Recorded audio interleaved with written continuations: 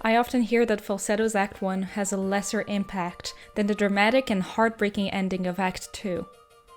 But I find it more appropriate, both in terms of storytelling and the themes explored, to view these two parts as very separate musicals. In case you didn't know, Falsettos was originally released as 3 separate musicals, following the complicated story of Marvin, with Act I and Act II being the final 2 parts of that trilogy. In a sense, it makes more sense to see these 2 acts as very distinct stories of Marvin's character growth. Act I is often overlooked because it doesn't provide a proper conclusion to the love story between Marvin and Whizzer, which many assume to be the main focus of the musical.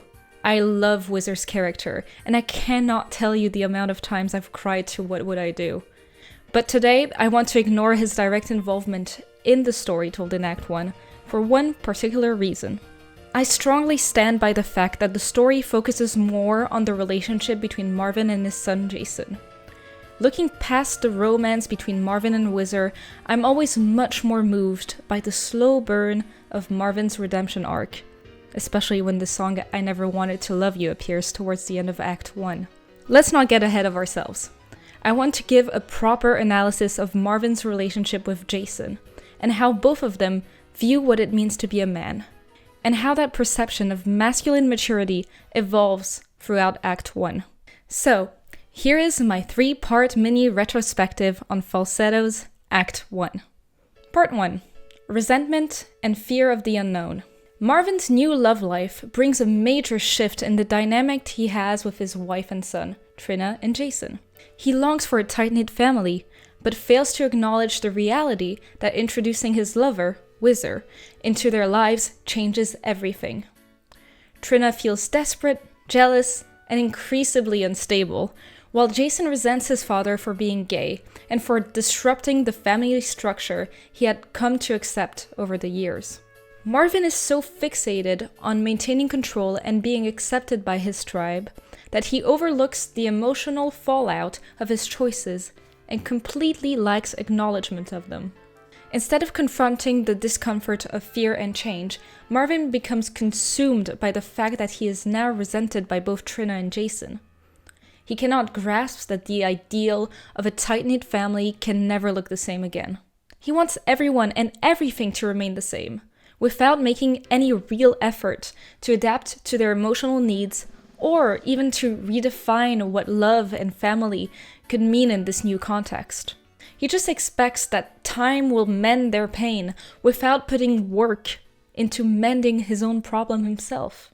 This resistance to growth is what sets the stage for his eventual reckoning. Part 2. Marvin's masculinity and need for control. Marvin's concept of masculinity is rooted in control. Control over his family, over Trina, over Jason, and even over Whizzer, as shown in the song Thrill of First Love. He is fully worried that their passion will die because of Whizzer, but at the same time, he cultivates their toxic relationship by trying to bend Whizzer to his wants and needs. He wants to be modern, progressive, in love with a man, but on his own terms. Marvin's self-sabotaging of his relationship with Whizzer is even more apparent in the song This Has Better Come to a Stop, where he threatens to end their relationship out of frustration over the fact that Whizzer supposedly showed him disrespect for not making him dinner on time. Moreover, in the song Love is Blind, you see this tension building as Marvin tries to balance vulnerability with domination. His failure to acknowledge how this dynamic hurts the people around him is where the tragedy starts to simmer and Marvin starts to lose control over his entire situation. Jason, meanwhile, watches all of this unfold. He is 11 years old. He's trying to make sense of a father who demands perfection and obedience, both intellectually and emotionally, while the world around him is cracking open. The pressure of masculine expectation lands on Jason like a weight. Since his father believes he is not disrupting the status quo, Jason acts out to show all of the adults in his life that he requires understanding and structure in his sorry little life. Marvin is so busy performing the version of manhood he thinks he should be, strong, in charge, desirable, that he completely misses what Jason needs the most: reassurance, stability, and acceptance. We barely see the two of them interact until Jason sees his father hit his mother in the face in a fit of rage. But we'll get to that later. Part 3. A family that is breaking down and growing. Now let's talk about Trina. Marvin's journey is the focus, but Trina is the emotional core of Act 1. In I'm Breaking Down, we see the cost of Marvin's selfishness play out in full. Her breakdown is manic, hilarious, but heartbreaking. And it reflects exactly what Jason is going through, just from an adult's perspective. And yet, despite everything falling apart, Jason grows. He asks questions.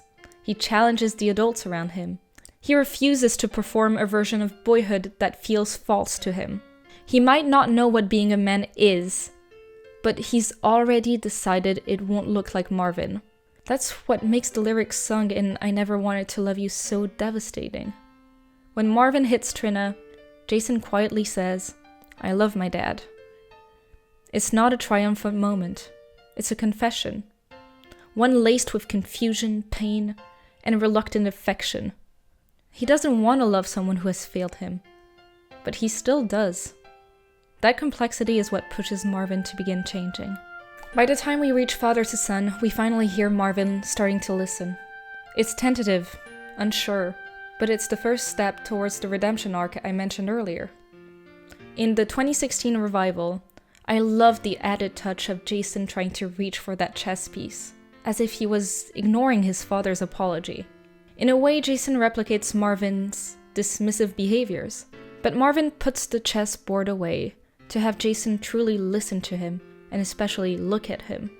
After all, Jason had been avoiding Marvin's stare throughout this whole conversation. This small detail truly shows to me that Marvin is trying to make a concrete effort to better himself and to break that circle of abuse he has been putting Jason, Trina, and Whizzer through. That moment of softness, of Marvin seeing Jason not as a possession but as a person, is what gives Act 1 its weight. Jason takes the time to listen to his father apologize and admit his hidden fear of admitting to his fault. Marvin seems more hopeful for the future and accepts that the road ahead is uncertain, but he no longer fears what it could bring him. This is why I love the fact that Father to Son ends Act 1. It does not focus on the dramatic musical number of I Never Wanted to Love You, and solely focuses on the healing of both Jason and Marvin, which gives a touching conclusion to their dynamic. Conclusion and closing thoughts. What makes Act 1 of Falsettos so powerful to me is how it quietly reframes masculinity through the eyes of both Marvin and Jason. At the start, Marvin equates manhood with control, dominance, and being the center of his own universe. But as the story unfolds, we see cracks in that illusion. His control slips, his relationships falter, and he's forced to confront the damage he's caused. Jason, on the other hand, is watching and learning. He begins by echoing society's confusion and fear, but over time he becomes more emotionally intelligent than the adults around him. Their journeys run in a parallel.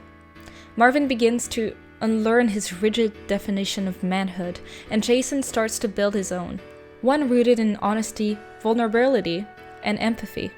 By the end of Act 1, neither of them has it all figured out, but they've both taken the first uncertain steps towards a fuller, more human version of what it means to be a man. So yes, maybe Act 1 doesn't give us the heartbreak of what would I do, but it gives us something just as important. The beginning of a man confronting who he is, and who he's failed to be. It's messy, it's awkward, sometimes very awkward, but it's incredibly human. When I rewatch Falsettos, it's these moments, these growing pains and awkward silences that stay with me the most. Act 1 matters because it sets the emotional groundwork for everything that follows. Without it, Act 2 wouldn't break your heart. It's the calm before the storm, and it's filled with quietly beautiful chaos. Thank you for staying till the end. I've been writing this script for months. I think that on YouTube, Falsettos is not a musical that's being discussed as much as other musicals. For how moving it is, I think it ought to have more analysis. Thank you all for listening. This was my 3-part mini retrospective. The end.